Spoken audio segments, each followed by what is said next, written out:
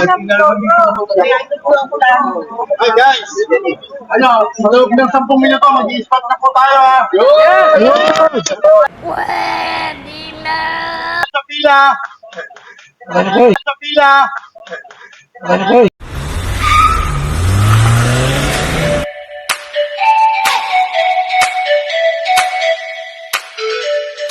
Welcome back mga Junakis! Eto na naman ang yung Daddy O para sa panibagong episode ng ating vlog. And today's video, nandito tayo ngayon sa Arcovia City dito sa Pasig para i-claim ang ating Shell fuel card from Grab. At dito nga ay makikita nyo ang mga riders ng Move It na talaga namang excited na makakakuha na rin ng card nila. At eto na nga at dumating na ang mga taga Grab. Sila yung talagang mga legit, hindi yung katulad kanina na fake.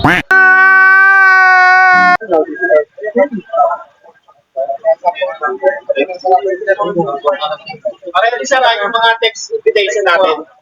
At dito nga ay dumiretso na kami sa taas para makinig sa orientation at briefing regarding dun sa fuel card. Medyo ilang minuto lang to pero panoorin pa rin natin para mas lalo nating maintindihan at maunawaan kung paano gagamitin ang fuel card na ito. So we suggest bago po gamitin yung card, sabihan niyo po agad na gagamit kayo ng fuel card para kapag offline man sila masabitan kayo, hindi agad magagamit mo kasi cash only pag offline.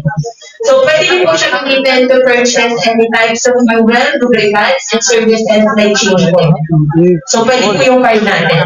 And then kung mapapansin niyo po mamaya, hindi po nakapangalan sa inyong card. So, nakalagay lang dito is Grab Finance, tapos meron pong number. Ngayon, unique po itong number na to, but since magkakamukha po yung card ninyo, we suggest lagyan nyo pong palatandaan or pirmahan nyo dito para pag nagkasabay-sabay kayo ng gamit, hindi kayo magkakabalitan. Tandaan nyo po yung card na makukuha nyo ngayon, naka-assign sa nyo, so just in case magamit nyo siya ng ibang drivers, hindi po siya malulunod. So, ingatan po natin yung card. Kapag ka nawala, i-report nyo po agad sa help center para ma-block natin yung card. Okay? And then, kasama po ng matatanggap yung card, meron pong sobre. Sa sobre po, nakalagay dalawang linya. So, unang PIN. Ito pong PIN, 6 digits po to, na kailangan yung ibigay sa Shell station kada gagamitin nyo yung card. So, para po siyang ATM. Hindi po napapalitan yung 6 digits. So, make sure pabisaduhin or tandaan natin. But just in case makalimutan ninyo, message nyo po kami sa help center. May record tayo. And then yung next po, importante, so makinig tayo. Sir, yung next po is limit. Ito po yung daily limit ninyo. Ibig sabihin, ito yung maximum na pwede nyo ipakarga sa isang linggo, Monday to Sunday. So, iba-iba po tayo ng limit. Merong 400, may 500, may 1,000. Iba-iba po. Yung limit, nakadepende siya maraming bagay, pero most likely sa performance natin. So, huwag na po natin i-compare sa isa-isa. So, paano po ba siya nag-work? For example, nabigyan ka po limit 1,000. Monday, nagpakarga ka ng 500. Tuesday, nagpakarga ka ng 500. Hindi mo na po siya magagamit ng Wednesday to Sunday kasi naubos mo na yung balance mo. So, Monday to Sunday siya, magre-refresh siya Monday, may another 1,000 ka. Pero pag hindi mo na siya naubos, okay lang. Ang maganda po sa fuel card natin, walang interest, walang processing fee. So, kung magkano lang po yung nagamit nyo, yun lang ang kailangan yung bayaran. Kung hindi nyo siya nagamit at all, wala po kayong bayaran. As in, kung ano po yung nagamit nyo, yun lang. For example, sir, out of 1,000, ang nagamit mo 700 lang. Yun na yung total usage mo from Monday to Sunday. Ang deduction po niya mag-i-start next week. I-divide nyo po lagi by 7 kasi 7 days deduction. So, ang magiging daily deduction nyo sa example natin, 100 po. Ang total usage, Monday to Sunday, deduction is Wednesday to Tuesday the following week. Automatic po yan sa wallet. So, make sure na lang po may enough balance yung wallet natin. Just in case hindi po tayo makabayad, pwede po namin i-block yung card ninyo the next week. Pero pag na-block, huwag po natin itatapon yung card kasi weekly natin siyang nire-review. So, pwede pa rin siyang ma-activate the following week. Okay, and then, reminder po na yung card, magagamit mo lang after 3 hours. So, kailangan po natin maghintay. Mamaya, ready na po to. So, mga 11 o'clock, pwede nyo na po siya magamit. And then, another reminder po, for the very first transaction, huwag po natin itatap ang card. So, dapat sabihin nyo sa station, it's either swipe or insert. Huwag po itatap, okay? Swipe or insert lang. For the very first transaction. Second, and yung mga succeeding kahit ano, okay na po. Ang question. At this point, magpapabida ang Daddy Onyo. Yes po. Ang pagkaliwawa po, tinap nila. Di namin alam kasi nasa, ano sila eh, nasa Possible cubicle. po kasi siyang magka-error pag natap. So, pwede naman nilang ma-fix yun, pero para hindi na kayo ma-hassle, matagalan, sabihan nyo Sabihan na nila. Swipe Sige, lang. questions po sa card bago ko proceed sa cashback. Yes po. Hindi talaga mapigilan. Ma'am, yung ano po, limawa, 500 yung limit mo, no? Tapos 300 lang yung nagamit mo. Pwede mo carry over yun sa susunod.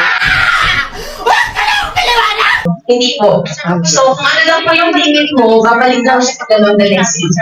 So, hindi po nakikarry over yung hindi nyo nagamit last Bakit week. niya nagagamit?